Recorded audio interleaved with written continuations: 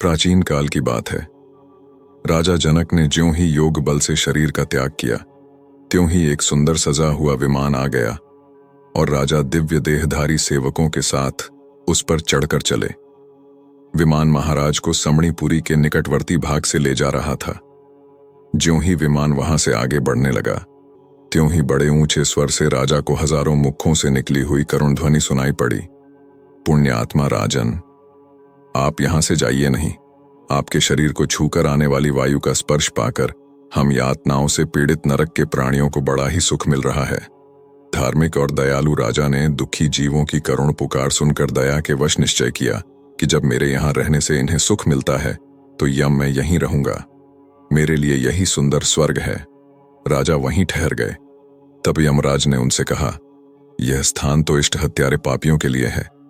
हिंसक, दूसरों पर कलंक लगाने वाले, लुटेरे, पति प्राणा पति का त्याग करने वाले, मित्रों को धोखा देने वाले, दंभी द्वेष और उपहास करके मनवाणी शरीरों, कभी भगवत नाम स्मरण न करने वाले जीव यहाँ आते हैं और उन्हें नरकों में डालकर मैं भयंकर यातना दिया करता हूँ।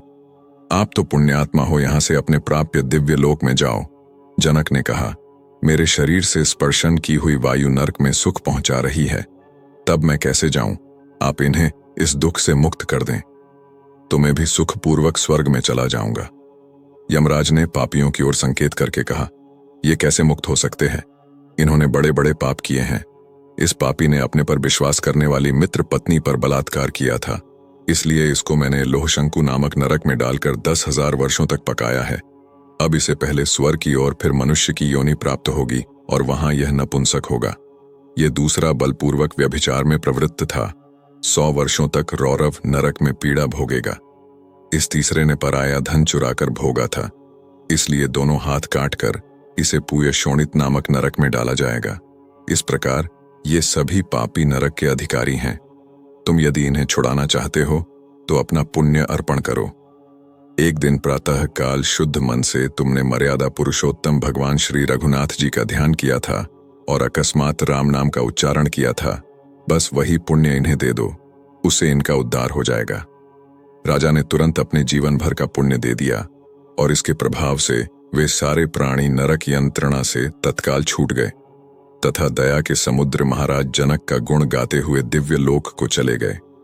तब राजा ने धर्मराज से पूछा कि हे धर्मराज, जब धार्मिक पुरुषों का यहां आना ही नहीं होता तब फिर मुझे यहां क्यों लाया गया है?